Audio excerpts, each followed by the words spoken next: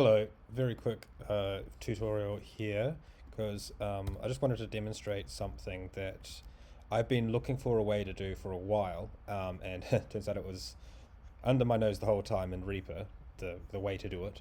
So here goes. I wanted to be able to automate the playback rate of a clip over time, which I mean, in a lot of DAWs you can do something similar. You can automate like the pitch, and then it'll use some kind of algorithm to stretch, and granularly kind of change the pitch over time. That's not what I want though. I want it to be actually changing the playback rate, which turned out to be a little bit more well, rare, I guess, than I initially thought.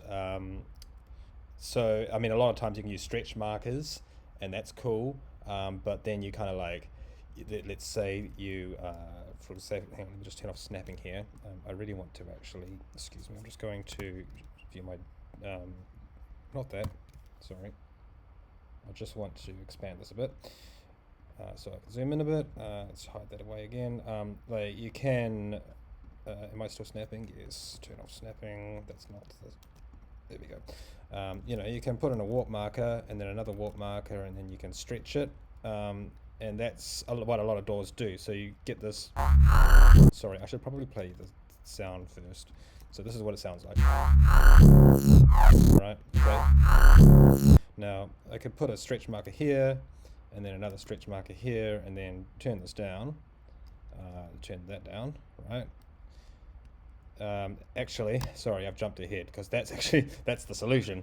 But what I want to demonstrate is what, the naive way of doing it is you drag these stretch markers around to get different kind of sections, and you get this effect. I'm sorry, I also forgot to say, in order for this to work properly, you need to disable the linking of pitch and time, because right now it's doing that granular thing I talked about, which I don't want. So I've right-clicked here, I go item settings, and turn off preserve pitch when changing play rate. We want that off. So now it sounds like this. Right, okay, we're closer, but now it's stepping, right? It's sudden. It's going low pitch, high pitch, low pitch, high pitch. There's no gradient to it. I want it to be smooth. I want to have this kind of playback rate kind of slide around over time. Don't ask me why, okay? If you don't know why you want to do this, then you're not my friend. No, I'm just kidding. But if you know why you want to do it, then you know.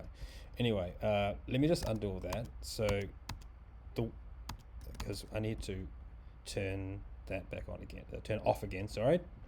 So preserve pitch is off. Now the way to do it, right, is you create these warp markers, which, by the way, like, that's in the action list. If you don't know how to do this in Reaper, just go to the action list and search for, what is it, create warp marker, stretch marker, actually, stretch marker. For me it's Shift W, so you just click where you want a stretch marker, hit Shift W, and boom, there it is. And then you start, if you have the left and right arrow like that, you start stretching them around. If you have the up and down arrow, okay, either side, that's where the magic happens, right? If I click here and drag this up, then we get this ramp. So it starts at playback speed of 1, then it jumps up to this high value, and then it slides down to 1 again, which sounds like that. Okay, cool. Well, if I do it here, then it slides up that one. Right, so it does matter which side of the marker your cursor is on when you click and drag, right? And so I can do this, and then I can drag this up to match it. Okay, we can do it this way, but it's really a pain in the butt, like, so there's actually there is a shortcut here, which I believe I still have the default. If you hold over either one of those, so I've created the third one in the middle here, right?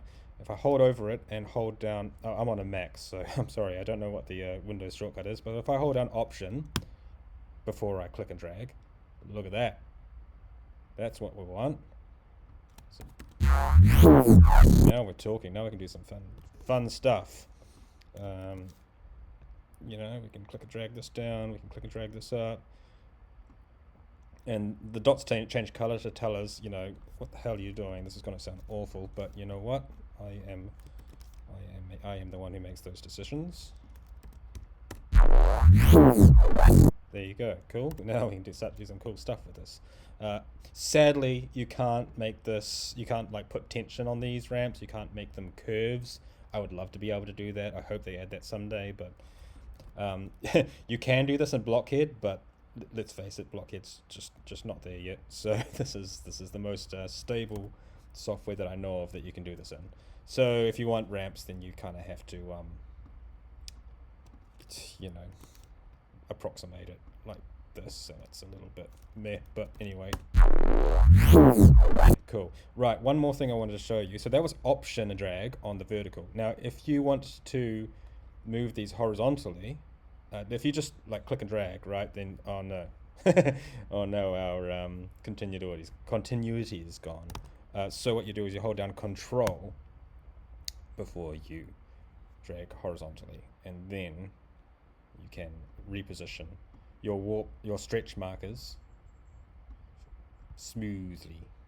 You can edit that after the fact, and there you go. So yeah, that's how you do that. Reaper is the bomb, frankly. I love Bitwig, but you can't do this in Bitwig yet. So Reaper is my go-to for doing funky, time stretchy audio tape stop stuff. So there you go. Hope you enjoyed and hope it's useful. Bye.